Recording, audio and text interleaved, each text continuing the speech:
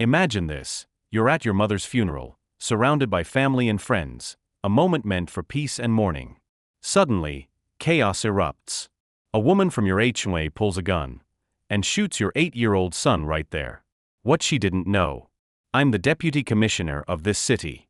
And this is the story of how one neighborhood's darkest day became a fight for justice. Stay with me. I never imagined my mother's funeral would end with my son bleeding in my arms. You hear stories like that on the news, stories of tragedy, violence, loss. But you never think it's going to be your family. Not on a day that's supposed to be about love, memory, and quiet goodbyes. That morning started with an eerie calm. The kind of stillness that only happens when the world is holding its breath. My wife and I dressed our son Jamal in his little black suit. He hated it, it was itchy, and he didn't understand why he had to wear a tie. He was only 8. I remember him asking, "Will Grandma see me dressed like this from heaven?" I choked up. "Yes, baby," I told him. "She'd be proud." We arrived at the community chapel around 9 a.m. My mother had always loved that place, simple, surrounded by trees, right in the heart of the neighborhood she'd lived in for nearly 30 years. She was the kind of woman who baked cookies for new neighbors, knew every kid's name, and volunteered for every event, even ones she wasn't invited to. She was pure light. And she didn't deserve the way her farewell would be desecrated. People started arriving. Family. Close friends. Neighbors from down the street. I greeted them through forced smiles and hollow eyes. We were still deep in grief. My wife held my hand like it was the only thing anchoring her to the ground. Then I saw her. Martha Green. But no one in the neighborhood called her that. To us, she was just Karen. President of the HOA. Self-declared enforcer of every petty rule. She walked with the swagger of a sheriff and the soul of a traffic ticket. She wasn't invited. Of course she wasn't. But she came anyway, probably to snoop. Or complain. She stood near the back of the chapel, arms crossed, lips pursed so tight they could have snapped. I ignored her. This was not the time. Not today. The service began. The pastor spoke softly. My sister gave a heartfelt eulogy, barely getting through it without breaking down. Jamal clutched his teddy bear, the one my mom gave him on his 2nd birthday, and listened carefully. He looked so small sitting in the 2nd row, his feet not even touching the floor. Then it happened. A sharp voice cut through the silence like a blade. "Is this an authorized event?" Everyone turned. Karen had stepped forward, holding a clipboard. A clipboard, at a funeral. "This gathering violates HOA regulations," she continued, ignoring the shocked stares. "You didn't submit a request for use of community property. This isn't approved." My sister's mouth dropped open. "It's a funeral, Martha." "There are rules," she snapped. "I'm just doing my duty." I stood up. My body was shaking, not out of fear, but rage. I was about to walk toward her when Jamal, innocent and curious, got up and walked ahead of me. He looked confused. "Why is she yelling, Daddy?" he asked quietly. That's when Karen reached into her oversized handbag.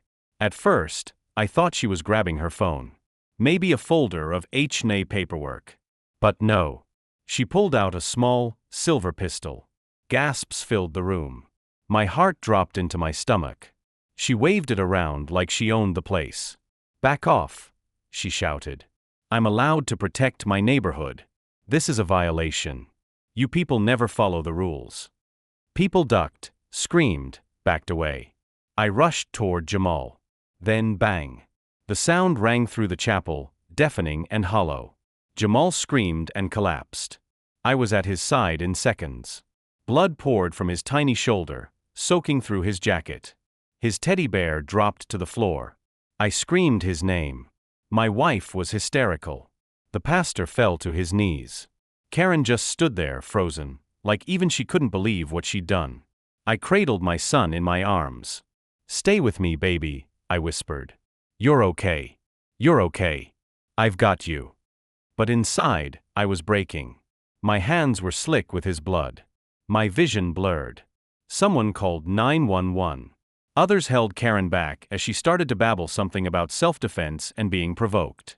She kept shouting about her authority and rights, like she was the victim here.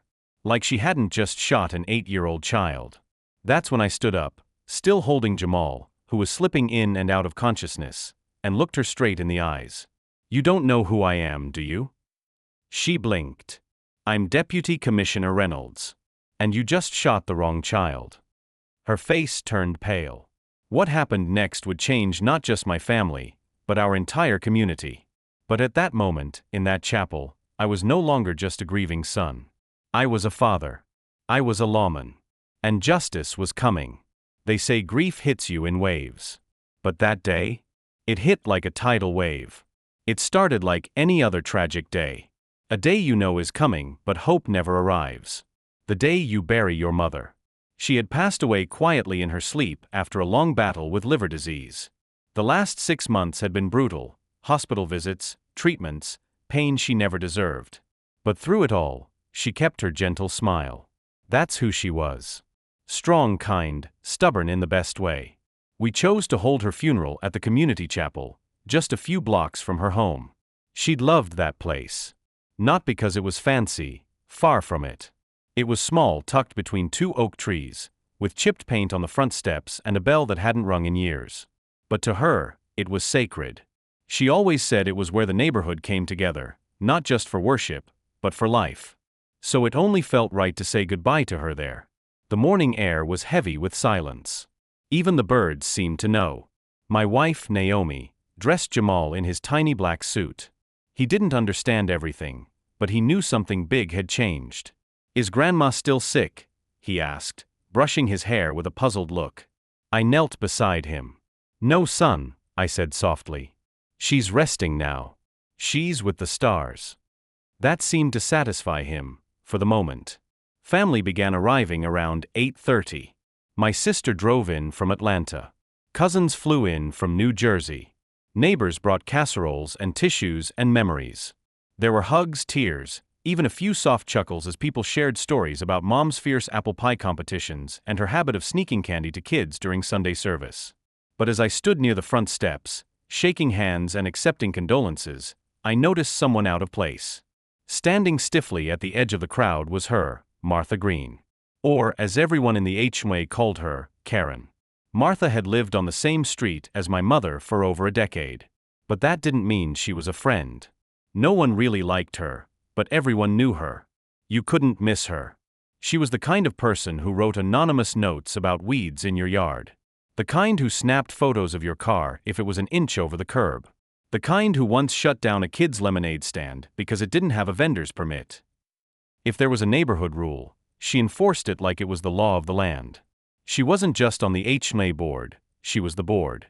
Or at least she thought she was. Most of us had learned to tune her out. But my mother? Oh, she never backed down. They clashed constantly. Over the height of her garden fence. Over wind chimes that were too loud. Over a Halloween skeleton my mom left up 2 days too long. Martha once threatened to fine her $50 for putting her recycling bin out at the wrong angle. Mom just laughed. "I've lived here longer than that woman's had opinions," she'd say. But deep down, I knew the tension wore her out. So when I saw Martha lingering near the chapel entrance, clipboard in hand, lips drawn in a tight line, I felt something shift. It wasn't sadness. It was something colder. A sense that this day might not go as smoothly as we prayed. I whispered to Naomi, "What's she doing here?" My wife followed my gaze. "Maybe she's just paying her respects," she said, trying to be hopeful. But neither of us really believed that. I thought about walking over and telling her to leave. But part of me didn't want to make a scene. Not here. Not now. Maybe, I told myself, she'd just sit quietly, make a few mental notes about parking violations, and leave. The chapel filled quickly. The organist played softly.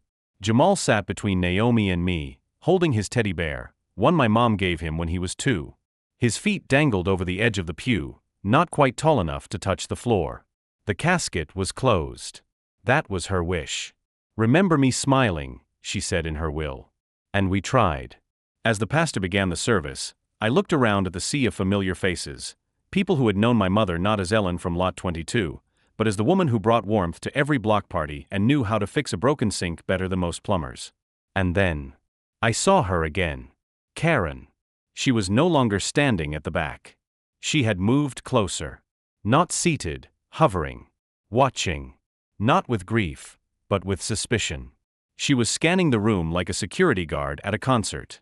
Her eyes landed on the overflow of cars parked along the chapel driveway, the kids sitting in the aisle because there weren't enough chairs, the small coffee table someone had brought for extra programs.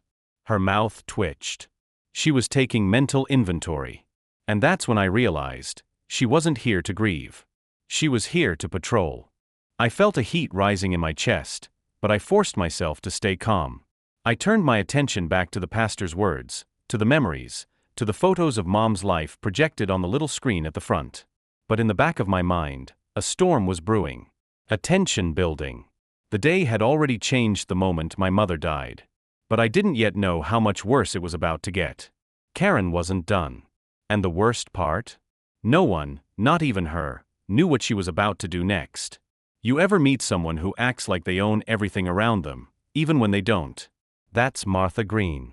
But nobody in our neighborhood calls her Martha. We call her Karen, because if the name fits, wear it like a badge. And believe me, she wears it proudly. Martha wasn't elected HOA president. She wasn't even officially appointed. She just took over. Like a tyrant sneaking into a quiet village and declaring herself queen. One day, she was just a neighbor with a yappy dog named Cinnamon. The next, she had a clipboard, a walkie-talkie, and a laser focus on code violations. And once she got a taste of power, there was no turning back. She became the self-appointed enforcer of our homeowners association rules. Not just the big ones, all of them. Down to the inch. Grass taller than 3 inches? She'd be there, ruler in hand, taking pictures. Left your trash bins out for more than 30 minutes after pickup? Expect a warning letter taped to your door. Forgot to power wash your driveway? She'd call it a health hazard. My mom once got written up, yes, written up, for excessive wind chime noise. Wind chimes. In her backyard. During spring. Martha claimed the constant tinkling was disrupting the peace. Never mind the nearby high school marching band practicing 5 nights a week. No, it was the wind chimes that ruined her serenity. She also had a vendetta against front lawn decorations. My neighbor's daughter put up a small hand-painted rainbow sign that said, "Be kind." Martha flagged it as unauthorized signage. During Halloween, she personally removed pumpkins that were rotting too soon. At Christmas, she threatened fines for excessive cheer. But perhaps her most outrageous moment, until that day, was when she called the police on a group of kids playing tag on the sidewalk. Her actual complaint? Public disturbance and potential property damage. These kids were 7, maybe 8 years old.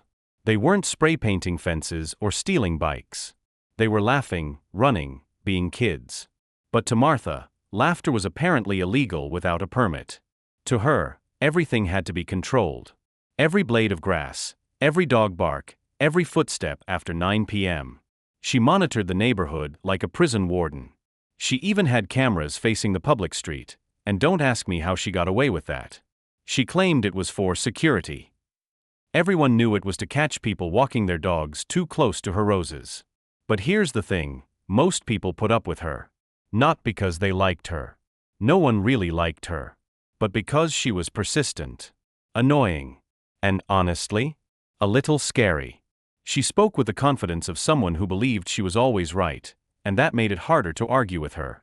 She knew the HOA handbook better than the board itself. Or at least, she claimed she did. She had a way of turning every conversation into a confrontation. She'd smile while threatening fines, talk about community standards like they were commandments etched in stone, and name-drop imaginary connections at City Hall to intimidate newcomers. People tried to vote her out once. It didn't work. Not because she had support, but because she showed up with stacks of paperwork, technicalities, and noise complaints against half the people in the room. She drowned the process in red tape. My mom? She never took Martha seriously. Not really. She called her the lawnmower lady. Not because Martha mowed lawns, but because she mowed down joy. They butted heads constantly. My mom had flowers that grew over her fence line. Karen trimmed them without permission. Mom held a bake sale for the church youth group on her driveway. Karen called it an illegal food operation. Mom hung a birdhouse that accidentally faced Karen's backyard. Karen filed a privacy violation complaint. It was ridiculous. Petty. Exhausting. But even with all of that, none of us ever imagined Martha could be dangerous. Annoying? Absolutely. Overbearing? Without a doubt. But violent? No. There's a difference between being a control freak and being a threat. Between writing complaints and pulling a trigger. And even though she walked around like she was armed with the law itself, we never thought she'd literally be armed. That's why no one stopped her when she entered the funeral that day. No one questioned why she was there, holding that oversized purse and wearing that expression of disapproval. We were used to it. Used to her showing up where she wasn't wanted. Used to her criticizing things she didn't understand. We didn't think she was capable of more than a strongly worded email. But something had shifted in her over the years. Looking back, I think the power had gotten to her head. She wasn't just enforcing rules anymore, she was obsessed with control. She saw herself as the final authority. The judge, the jury, the neighborhood sheriff. She wasn't there to mourn. She was there to enforce. To correct. To remind us that she was still in charge, even on a day of grief. She didn't see us as neighbors anymore. She saw us as violators. And that mindset, twisted, inflated, and dangerous, was what pushed her over the edge. When she pulled that gun, it didn't come from nowhere. It came from years of entitlement. Years of being unchecked. Years of us all saying, that's just how she is. We let her play sheriff for too long. And that day, she finally acted like one. But the one thing she didn't know, the boy she shot, the child she saw as another problem, was my son.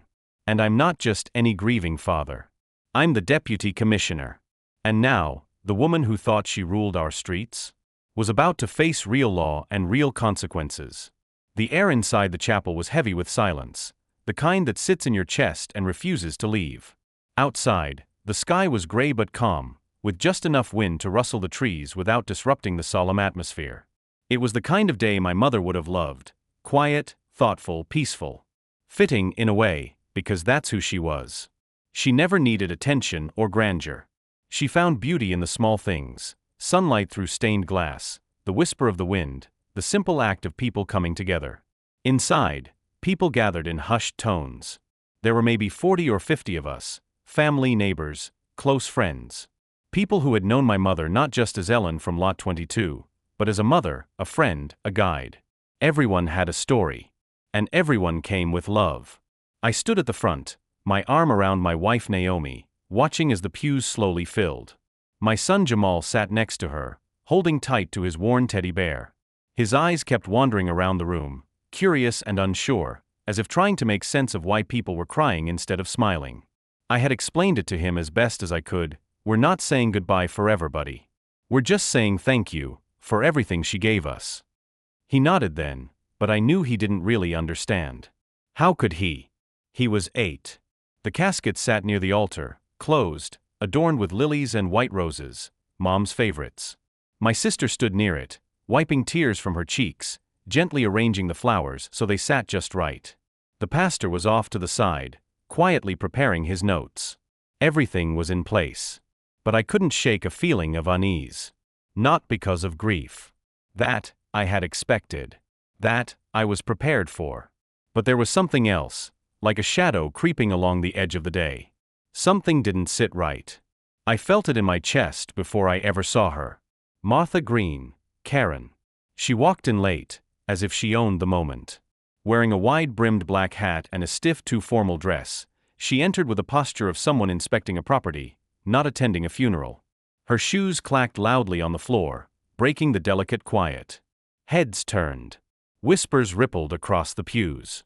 I saw her scan the room with her usual expression, tight-lipped, judgmental, cold. Her eyes darted to the overflowing parking lot visible through the open doors. She narrowed her gaze at the folding chairs some neighbors had brought to accommodate the larger crowd. She squinted at the casket, as if even that might be some kind of rule violation. I had half a mind to approach her right then and ask what she was doing here. She wasn't a friend of my mother's. She wasn't family. She had no place here, and we both knew it. But I held back. Not out of fear, but for the sake of the moment. It was Mom's day. Letting Karen turn it into a scene felt like an insult to her memory. So I did what most of us had done over the years. I ignored her. The service began shortly after. The pastor stepped up to the pulpit and began with a prayer. His voice was soft, soothing, the kind of voice that could make even the hardest truth easier to hear. He spoke of life, legacy, love, and of my mother's unwavering presence in the community. She was someone who made time for you, even when she had none to spare, he said. Someone who made you feel at home, whether you were new to the neighborhood or had lived there all your life. I nodded, remembering the endless pies she baked for new families, the surprise birthday gifts she left on neighbors' porches, the notes she slipped into Jamal's lunchbox whenever she babysat him. My sister stepped up next. Her voice shook, but her words were strong. She told a story about the time Mom helped a stray cat give birth in our garage and ended up adopting all 4 kittens herself, despite insisting she didn't like cats. The chapel chuckled gently. Even Jamal smiled. Then he got up. Without prompting, Jamal walked to the casket with his teddy bear in one hand and a crayon drawing in the other. He placed the picture gently on top, the one he'd made that morning, with Grandma drawn in a blue dress, standing under a tree with a glowing yellow sun. She liked the sun, he said softly. She said it felt like God hugging you. My heart cracked open all over again. But as beautiful and touching as the moment was, something caught my eye. Karen. She was no longer seated. She was pacing, slowly, near the entrance of the chapel. I saw her pull out her phone, hold it up like she was taking pictures. Of what, I had no idea. Then she pulled out a folder, an actual folder, stuffed with what looked like HOA forms and papers. I watched as she whispered to another board member who had come to pay their respects. The other woman shook her head quickly, clearly uncomfortable. Karen looked irritated. And then, she walked toward the front. Right up the center aisle. I turned to my wife. What is she doing? I whispered. Naomi didn't answer. She was frozen, watching in disbelief like everyone else. Karen stopped just a few feet from the casket. The pastor looked startled. My sister looked horrified. And I stood up slowly, ready for anything. She held up a paper. I need to inform you that this gathering is not authorized under HOA Regulation 14B, she said, loud enough for the whole room to hear. The community chapel must be booked through official channels. This hasn't been approved. It's technically trespassing. The room went dead silent. Gasps. Whispers. Someone in the back muttered, "Is she serious?" Oh, she was serious. And I could see it in her eyes. She wasn't done. She hadn't come to mourn. She had come to control. But what none of us realized, not yet, was how far she was willing to go. And what she would do next would take this day from tragedy to trauma in the blink of an eye. You expect to hear words of comfort at a funeral. A hymn. A prayer. Maybe even a tearful story that brings a smile. But what you don't expect is someone loudly reciting homeowners association bylaws in front of your mother's casket. Yet there she was, Karen, clutching her clipboard like it was the Constitution and waving around a flimsy sheet of paper as if it held the power to cancel our grief. This gathering violates Regulation 14B, she announced again, louder this time, ensuring even the people outside heard her. My sister gasped. The pastor stood frozen, mid-sentence. Naomi's eyes widened, disbelief written across her face. Jamal, my little boy, looked back and forth between us and Karen, confused, because how do you explain this to an 8-year-old? I stepped forward, slow and controlled, though every part of me wanted to rip that paper out of her hand and drag her out of the chapel myself. Karen, I said through gritted teeth, this is not the time. She raised her eyebrows like I had offended her. The time is exactly the problem, she replied. The HOA clearly states that events on community property must be booked at least 2 weeks in advance and approved by the board. This, she motioned toward the guests, the flowers, the casket, is a violation. I swear, if looks could kill, half the room would have had blood on their hands. Someone behind me shouted, "Are you serious right now?" Karen didn't flinch. Absolutely. This is a matter of order and respect. We all live in this community. We all follow the same rules. Respect. Naomi stood up now, her voice shaking but strong. You're talking about respect, while we're burying a mother, a grandmother, a neighbor who spent 30 years making this place feel like home. Karen looked unbothered. In fact, she looked empowered, like she'd rehearsed this speech in her mirror before marching over. I could see her confidence swelling, like this moment was something she wanted. Her chance to assert control. To prove, once again, that she was the real authority here. The HOA isn't heartless, she said in that smug nasal voice that had haunted our community for years. But rules are rules. I warned Ellen plenty of times in the past about proper protocol for neighborhood events. It's not personal. I had to clench my fists at my sides just to keep from reacting. I took a deep breath. You're telling me, I said slowly, deliberately, that you came to a funeral, my mother's funeral, not to show sympathy, but to hand out a violation notice? She didn't blink. It's my duty. This is an unauthorized use of the space. She's in a casket, my sister cried. What do you want us to do, reschedule her death? A few guests chuckled nervously. Others just sat in stunned silence, trying to process what was happening. Some were already recording the scene on their phones. Karen glanced around, suddenly aware that she was being filmed. But instead of backing down, she straightened up, smoothing out the edges of her blazer like she was about to deliver a TED Talk. This is what happens when we let feelings override structure, she said, turning toward the crowd. When we let people bend the rules, chaos follows. First it's a funeral without approval, next it's parties, political rallies, who knows what else. This is about community standards. No, I said firmly, taking a step closer to her. This is about you. You couldn't stand my mother because she stood up to you. And now you're using this moment, to get the last word. Karen scoffed. Don't flatter her. I didn't dislike Ellen. I just expected her to follow the rules, like everyone else. She was the heart of this community, Naomi said quietly. Karen rolled her eyes. She was a nice lady with a disregard for structure. And that's when I saw it, the way Jamal's body tensed. He didn't understand everything being said, but he could feel the energy shift. He clutched his teddy bear tighter and whispered, "Why is she being mean to Grandma?" That did it. I turned back to Karen, my voice deadly calm. You've made your point. Now leave. I have every right to leave. Now. She hesitated. Her pride wouldn't let her back down. Not without a fight. But then she looked past me, to Jamal, who had now stood up. My son. 8 years old, dressed in his little suit, tears in his eyes, standing next to his grandmother's casket. And I saw something in Karen's expression shift. Not remorse. Not guilt. Something else. Defensiveness. Paranoia. Fear. As if she suddenly believed this child, my son, was a threat to her authority. She reached into her oversized handbag. At first, I thought it was another form. Another complaint. Another ridiculous piece of paper that she thought would justify her behavior. But what she pulled out next stopped my heart. A gun. She didn't wave it at anyone, yet, but the second it left that bag, the entire chapel changed. Screams. Shouts. People ducked behind pews. Parents grabbed their kids. The pastor stepped back in horror. Karen held the gun low, close to her chest, but her face, it was twisted with tension, as if she'd finally crossed a line she'd only ever fantasized about before. This is for my safety, she snapped. There's too much chaos. You people, someone shouted. I stepped forward fast, but Jamal, still confused, still innocent, was closer. He took a step toward her. Please stop yelling at my dad, he said softly. And in that frozen second, her hand twitched. She raised the gun. And she pulled the trigger. Bang. One shot. Just one. But it shattered the air like glass. For a heartbeat, no one moved.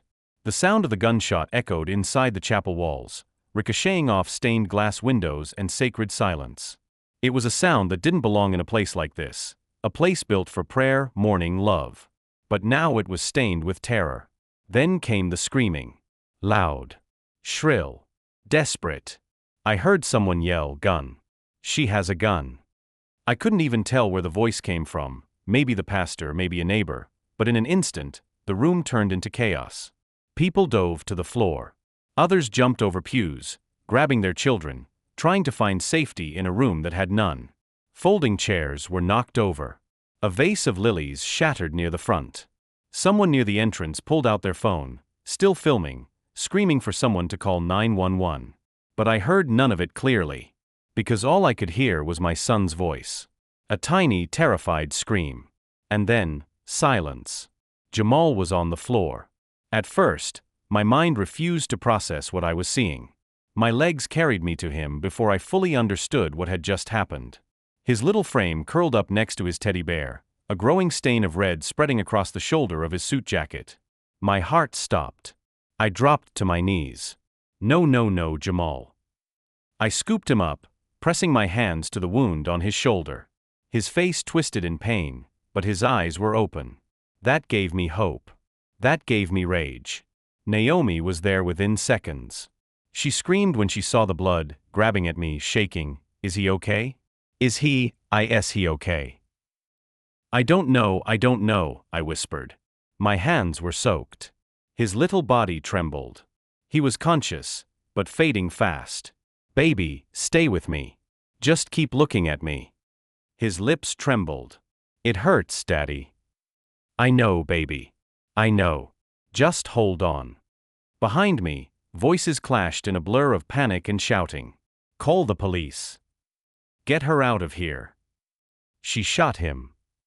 The gun had clattered to the floor, kicked away by one of the brave neighbors as Karen stood frozen, her hands shaking like leaves in a storm. I didn't mean to, she shrieked. But it was too late for that. She stood in the aisle, surrounded by overturned chairs and horrified faces, her blouse rumpled, her hat tilted to one side.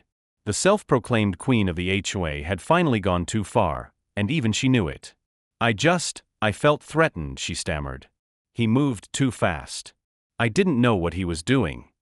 He's 8 years old, you psychopath, someone shouted. The pastor, his face pale as a ghost, stepped forward. Get out of here, Martha. Now. Before someone does something worse. But no one touched her, not yet. Everyone was too focused on the blood. The boy. The horror of what had just happened in a sacred place. I held Jamal tighter, gently cradling his head in my arm as Naomi tried to apply pressure to the wound. Blood was soaking through everything. His jacket, my hands, her dress. Then I remembered. I was the law. I was the deputy commissioner of this city. But at that moment, I wasn't in uniform. I wasn't standing at a podium. I wasn't behind a badge. I was just a father. A father trying to keep his child alive. But duty kicked in. I turned toward the chaos. Somebody call dispatch now. Tell them an armed civilian discharged a firearm and injured a child. Community chapel. Tell them to bring an ambulance. And backup. I already called. Someone yelled from the back. They're on the way. I looked at Karen. No, Martha. She didn't get to hide behind that cute little nickname anymore. Her face had gone white. She was muttering to herself, pacing, almost hyperventilating. I was just trying to protect myself, she repeated. You people were getting aggressive. It was a warning shot. You shot a child, my sister screamed. More people were filming now. Phones raised. Evidence being collected in real time. Some of the older folks were crying. Others stood protectively around the children in the back, shielding them. I saw neighbors who'd known Karen for over a decade, people she thought would defend her, turn their backs in disgust. Police sirens howled in the distance. Martha backed up toward the entrance, her hands in the air, as if somehow that would make it all go away. I didn't mean to shoot him. He startled me. You had no reason to have a gun here. I shouted. You don't understand, I needed it. For safety. I thought he was rushing me. He's 8. The door burst open and officers entered with weapons drawn. Hands where we can see them. Martha dropped to her knees and started sobbing. I handed Jamal off to a paramedic, my hand shaking, heart pounding. We're losing blood pressure, the EMT said. We need to move fast. As they placed Jamal on the stretcher, he reached out, weakly grabbing my hand. Daddy, I'm right here, son. I'm not going anywhere. And I meant it. But as they rolled him away, a fire lit inside me. This wasn't just a mistake. This was negligence. This was ego. This was a woman who had spent years harassing people under the illusion of order, finally showing what she was really capable of when no one stopped her. But now? Now the law was watching. And this time, I was the law. The back of the ambulance felt colder than it should have. Not just physically, though the metal bench I sat on was freezing, but in the way grief chills your bones. The way fear makes even the warmest light feel distant. Jamal lay on the stretcher, his tiny body dwarfed by machines and wires. He was pale. Too pale. His lips had lost that healthy pink glow. His teddy bear lay beside him, splattered with blood, still clutched in his hand. The paramedic hovered over him, applying pressure to his shoulder, calling out vitals into a headset. BP 82/60. Pupils reactive. Entry wound on upper left shoulder, no exit. Possible internal bleeding. Every word felt like a punch. I had spent my entire career in law enforcement. I'd seen more than my share of trauma, domestic violence, gang shootings, even children hurt in crossfire. But nothing prepares you for when it's your own child on that stretcher. Nothing. Naomi wasn't in the ambulance. They wouldn't let both of us ride. She wanted to be here, but I told her, stay behind. Talk to the officers. I'll call you the moment we know anything.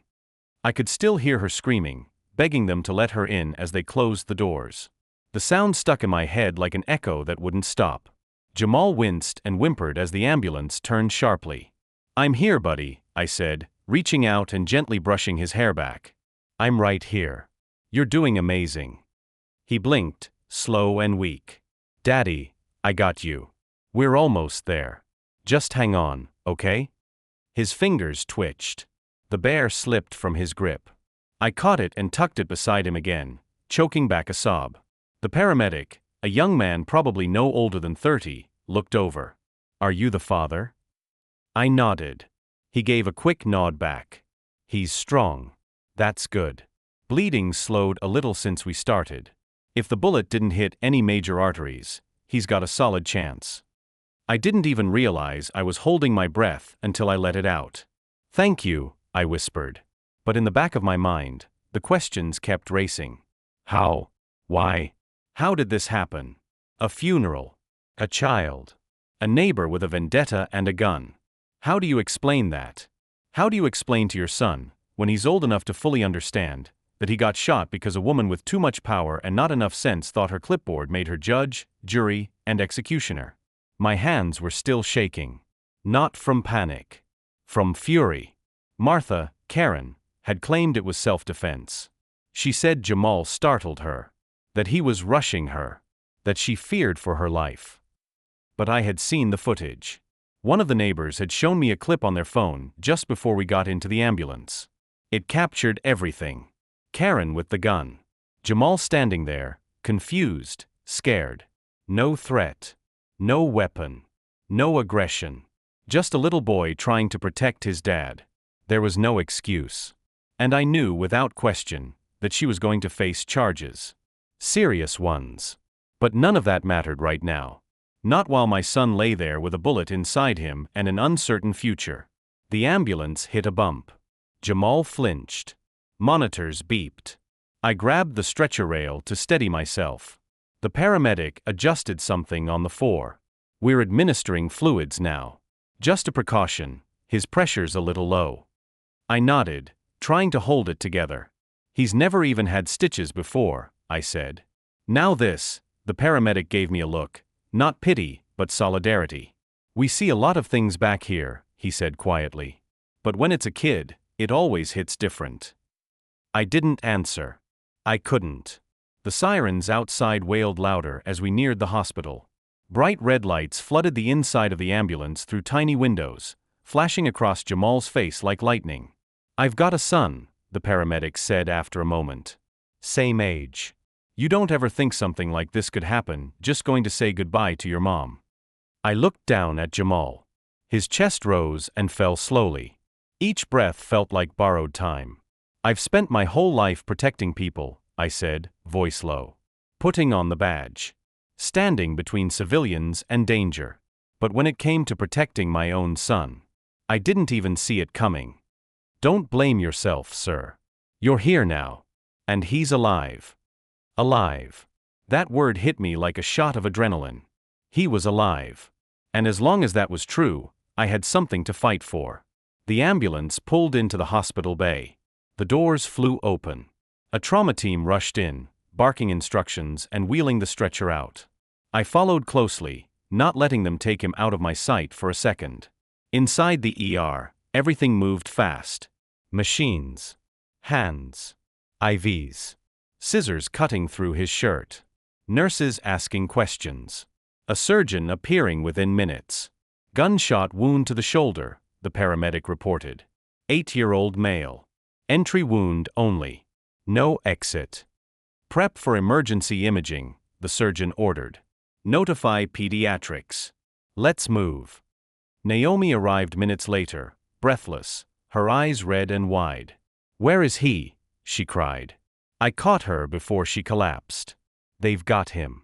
They're working on him right now. He's still conscious. We held each other, trembling. Outside that hospital room, I wasn't the deputy commissioner. I was just a father, praying harder than I ever had.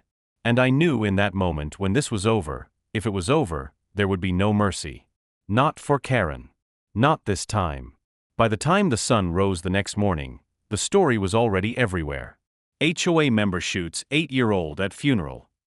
Deputy Commissioner's son injured in neighborhood dispute. Karen with a gun, suburban nightmare unfolds at community chapel.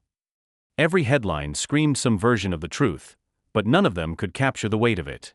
The pain. The betrayal. The rage. I hadn't slept. Naomi hadn't either. We sat side by side in the hospital room, watching over Jamal as he lay in a tangle of IVs and heart monitors. The surgery had gone well. The doctors were optimistic. But the healing ahead, both physical and emotional, would take time. Outside that hospital, though, the world was on fire. Within hours of the incident, the video footage from the chapel had gone viral. One neighbor uploaded it to social media and tagged every local news outlet. It spread like gasoline on dry grass. You could see it all, clear as day. Karen's face. The gun. The ridiculous HOA folder in her hand. The sound of the shot. My son collapsing. People weren't just shocked, they were furious. Protesters started showing up outside the HOA office the very next morning, holding signs that said things like "Justice for Jamal" and "HMA or NRA." The entire neighborhood was divided. Some were in total disbelief. Others had seen it coming for years. This was a ticking time bomb, one resident told reporters. We've been complaining about Martha Greene's behavior for years. No one took it seriously. City Hall received over 1,000 calls in 24 hours. Demands for resignation. Demands for reform. Demands for justice. As deputy commissioner, I'd handled scandals, riots, and citywide emergencies. But nothing compared to this. Because this time, it was personal. I tried to stay quiet. At first. Let the investigation happen. Let the law work. That's what I told myself. But the press didn't wait. Reporters camped out at the hospital. News vans parked in front of our house. They even tracked down Karen's past HOA meeting minutes and turned them into memes. There was one image, her holding the clipboard and yelling at someone about a holiday wreath violation, that went viral with the caption, "Waged war over lawn decorations. Ended up shooting a child." It wasn't funny. Not to me. But I understood the outrage. The disbelief. The fact that suburban pettiness had escalated into something violent. Something criminal. And then came the bigger questions. Why was she armed at a funeral? Why did no one stop her from escalating for so long? Why does someone like that have a gun, and a position of power, in the first place? Those were the questions that flooded every radio show, podcast, and live stream. Karen had become a national talking point. Not just a Karen, but the Karen. And the public wanted blood.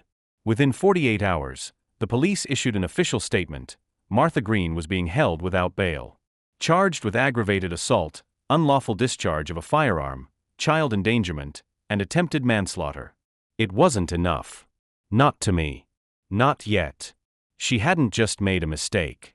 She hadn't simply acted out of fear. This was a pattern of power abuse, wrapped in HOA bylaws and fake authority. Neighbors began coming forward. One elderly man said she fined him $200 because his wheelchair ramp clashed with the neighborhood aesthetic. A single mother told reporters Karen tried to evict her for hosting a small birthday party on her driveway. A teenager shared how Karen called the cops on him for loitering while walking his dog. This wasn't new. This was just the first time someone got physically hurt. Even the HOA board members, those who used to silently nod along, suddenly pretended they never fully supported her decisions. Some resigned. Some backpedaled. But none of them looked innocent anymore. And while the world argued and speculated and shared hashtags, I sat in that hospital room, holding my son's hand, wondering how we ever let it get this far. Naomi turned on the TV at one point. We watched a national morning show doing a segment called When HOA Power Turns Dangerous. They showed a side-by-side of Karen's mugshot and my son's school photo. Jamal, with his gap-toothed smile and bright eyes. Karen, with her cold stare and smudged eyeliner. The host ended the segment by saying, "This should have been a funeral." It became a national warning. That was the truth. The press didn't need to exaggerate. They didn't need clickbait. The facts were horrifying enough. And still, as furious as I was, I kept thinking, how many other neighborhoods are living under people like her?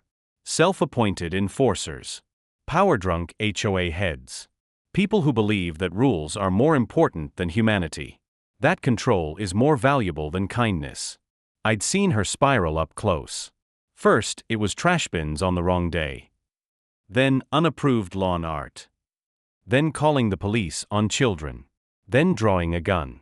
And for years, we all said the same thing, it's just Karen being Karen. But no one says that anymore. Now they say, she almost killed a child. And now the city was listening. Council members began drafting emergency legislation, reviewing HOA authority, gun restrictions for community leaders, mandatory background checks. It was too late for what happened to Jamal. But maybe it wouldn't be too late for the next neighborhood. The next child. The next family trying to grieve in peace without being turned into a target. As for me, I knew I couldn't stay silent much longer.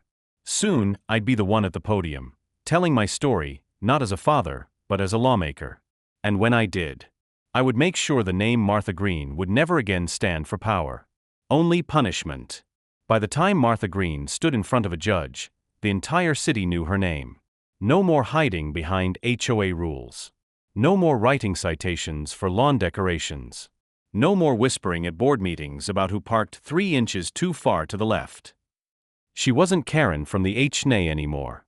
She was Martha Green, the woman who pulled a gun on a child at a funeral. And justice was waiting. The courtroom was packed. Cameras weren't allowed inside, but that didn't stop the press from gathering outside like sharks sensing blood in the water. Protesters stood with signs.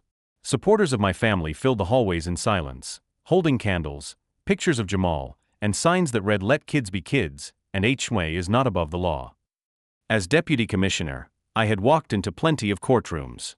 But this was different. This time, I wasn't sitting behind a polished table or presenting a crime report. I was the father. And I sat with Naomi, gripping her hand as we watched the woman who tried to tear our family apart shuffle in wearing an orange jumpsuit and chains around her ankles. Her hair was disheveled. Her face pale. And her eyes? Still cold. Still full of denial. Still convinced she hadn't done anything wrong. She didn't look at us. Not once. But I looked at her. I wanted her to feel it, the weight of what she'd done. The life she nearly took. The innocence she shattered. The judge, a no-nonsense man with decades of experience, read the charges aloud. Count 1, aggravated assault with a deadly weapon. Count 2, discharging a firearm in a public place. Count 3, reckless endangerment of a minor. Count 4, attempted manslaughter. Each word hit like a drum. Martha didn't flinch. Her attorney, a tired-looking man with an overstuffed briefcase, tried to present her as a confused citizen with no prior record. She felt threatened, he argued. The situation escalated unexpectedly. My client believed she was under attack by an aggressive crowd. Aggressive crowd? I nearly stood up then and there. But Naomi squeezed my hand. Not yet, she whispered. Let the facts speak. The prosecutor stood next. She didn't need theatrics. Just facts. We have video evidence clearly showing the defendant pulling a firearm without cause. The victim, an 8-year-old boy, made no aggressive move. Witnesses confirm he was asking her to stop yelling at his father. He was unarmed, unthreatening, and standing in a place of worship. She paused, looked straight at the judge. The bullet missed his lung by less than an inch. The courtroom went silent. Then the moment we'd waited for, my chance to speak. The judge nodded toward me. "Mr. King, as the victim's father, you may address the court." I stood up, took a breath, and stepped forward. "My name is Derek King," I said. "I am a father, a husband, and yes, I am also the deputy commissioner of this city." A few heads turned. Even Martha's eyebrows lifted, for the first time. "I didn't wear a badge to the funeral," I continued. "I wore a suit. I came to bury my mother. I came to grieve with my family. But Martha Green didn't come to mourn. She came with a clipboard and a gun." I looked directly at her. My son Jamal was 8 years old. He brought a picture to put on his grandmother's casket. A drawing. A gift. That's what he was doing when she pulled the trigger. She finally met my eyes. I didn't blink. "You didn't just shoot my son," I said slowly. "You shattered the peace of an entire community. You turned grief into trauma. And you did it because you thought you had the right. Because you thought rules were more important than people." I paused. The room was silent. "The law does not belong to you, Martha. You are not the law. I am." I stepped back. The judge cleared his throat and spoke. "Bail is denied. Defendant is to be held pending trial. Due to the severity of the charges and overwhelming evidence, this court finds sufficient cause to proceed with full prosecution." Naomi exhaled next to me, tears finally falling. Not from fear, but from relief. It was happening. Justice. As the guards led Martha away, she glanced back one last time. There was no remorse in her eyes. Only shock that her power was gone. That she wasn't in control anymore. Outside, the crowd cheered when we stepped through the courthouse doors. People clapped. Some cried. Others simply nodded in quiet solidarity. Reporters swarmed. One shouted, "Commissioner King, what do you want people to learn from this?" I turned to the cameras and said simply, "Power doesn't protect you from consequences. It never should." After the chaos of the courtroom, a quiet stillness settled over our lives, one filled with hope, but also with the heavy weight of what had happened. Jamal was out of surgery and in recovery. The bullet had missed vital organs by mere inches, but the damage was still serious. He'd lost a lot of blood, and though the doctors assured us he would heal physically, they warned the emotional scars might take longer. Those first days back home were the hardest. Jamal was scared. Sometimes he'd wake up screaming from nightmares, clutching his teddy bear like it was a lifeline. He was confused about why he couldn't go outside to play or why the neighborhood felt so different now. Naomi and I did our best to be strong. But the truth was, every time I looked at Jamal, I saw not just my son, but a symbol of everything we were fighting for. The community rallied around us. Neighbors sent meals, flowers, and heartfelt notes. Local schools held assemblies about kindness and respect, using Jamal's story as a lesson on empathy and standing up against bullying and abuse. But it wasn't just support. There was also an undeniable shift in the headlines. The media followed every step of Jamal's recovery and the legal proceedings against Martha Green. Stories popped up nationwide. Articles with titles like HOA Horror, When Neighborhood Watch Turns Dangerous Deputy Commissioner's Son Shot at Funeral, a wake-up call for community safety from petty rules to real violence. The dark side of HOA power. These weren't just headlines, they were calls to action. The city council accelerated discussions about reforming HOA powers. Gun restrictions for community leaders became a hot topic. Policies were drafted to ensure that no HOA member could act with unchecked authority or wield firearms at community events. But amidst all this, I kept returning to one simple truth: healing is more than just physical. Jamal needed therapy. We found a child psychologist specializing in trauma. The sessions were tough. Sometimes he'd cry and say things like, "Why did she want to hurt me, Daddy?" Or, "I was just trying to be good." I learned that healing meant being patient, listening, giving him space to be scared but also to be a kid again. Naomi and I made sure to fill his days with love and normalcy. We took him to the park, played board games, and read his favorite stories. Every small smile felt like a victory. For me, it was a daily reminder of why I'd stepped into the public eye to fight this. The headlines weren't just about Martha Green or the HOA anymore. They were about protecting families. About standing up to bullying and abuse. About remembering that behind every policy, every rule, every complaint, there are people, children who deserve safety and dignity. Slowly, Jamal began to heal. His strength inspired everyone around him. What had started as a nightmare became a story of resilience. But I knew the battle wasn't over. Martha Green's trial was still ahead, and with it, the chance to hold her fully accountable. And beyond that? The fight to change how neighborhoods like ours are run so no family ever has to endure what we did. In the quiet moments, when Jamal would fall asleep in my arms, I'd whisper promises to him. "I'm going to make sure this never happens again," I'd say. And for the first time in weeks, I felt the flicker of hope that our family, our community, and maybe even the city could come out stronger. Because sometimes, the darkest moments light the way for the brightest change. The day of the trial felt like walking into a storm that had been brewing for months. From the moment the courthouse doors swung open, you could feel the tension thick in the air, an energy unlike any courtroom I had ever been in, even as deputy commissioner. The entire city was watching. Reporters from every major outlet packed the press gallery, live streaming every minute to millions at home. Outside, protesters gathered again, some chanting justice for Jamal, while others held signs demanding stricter HOA laws. Inside, Martha Green sat at the defendant's table, her face a mask of defiance.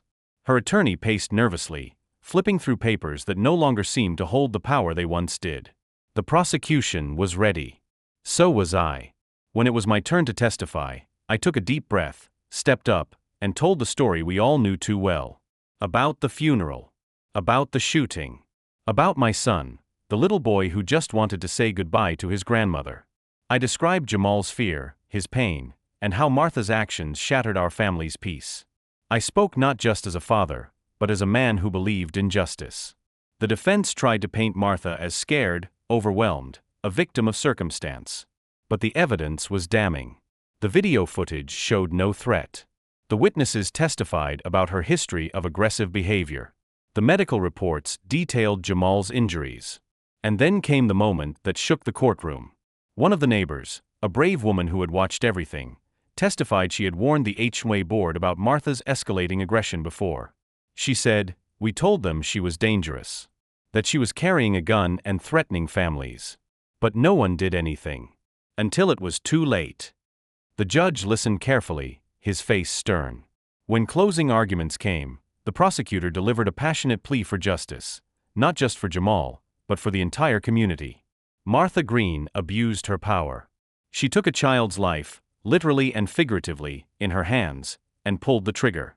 This is not about HOA rules. This is about accountability. The defense lawyer tried to appeal to sympathy, but the courtroom was no longer theirs. After hours of deliberation, the jury returned. The foreperson stood, voice clear and firm. "We find the defendant, Martha Green, guilty on all counts." A hush fell. Then a wave of relief. Tears. Even Martha's face lost its last trace of defiance. When the judge handed down the sentence, a significant prison term with mandatory community service and no chance for early parole, I felt something I hadn't in weeks. Closure. It wasn't just about punishment. It was about sending a message. That no one, no matter their title or their clipboard, is above the law. As we walked out of the courtroom, the press swarmed me again. I spoke quietly but clearly. Justice was served today. But the real victory is the safety of our children and our neighborhoods going forward. That day, I felt proud. Proud of Jamal, who fought through unimaginable pain. Proud of Naomi, who stood by my side unwaveringly. Proud of our community for standing up and demanding change. Most of all, proud that we turned tragedy into something powerful, a call for fairness, compassion, and true justice. Because in the end, that's what family and leadership is really about. After the trial ended and Martha Green was sentenced, life didn't suddenly return to normal. In fact, it never really would. Because some things, once broken, take time and effort to heal. But what mattered most was the path forward. Jamal's recovery was slow but steady. His laughter returned. His confidence grew. And every step of that journey reminded me of why this story mattered beyond headlines and courtrooms. It wasn't just about one neighborhood or one HOA gone wrong. It was about all the families, all the communities, all the cities where power can be misused, and where people might suffer because no one stood up. In my role as deputy commissioner, I took that responsibility seriously. We launched a task force to review HOA regulations across the city, making sure that no one could hold unchecked power or use intimidation tactics. Gun ownership rules for community leaders were tightened. Mandatory training was introduced, focusing on conflict resolution, empathy, and community service. Most importantly, we pushed for transparency. We created a hotline where neighbors could safely report abuses without fear of retaliation. We partnered with local organizations to educate residents about their rights and responsibilities. It was a long road. But every phone call, every meeting, every new policy was a step toward a safer, kinder community.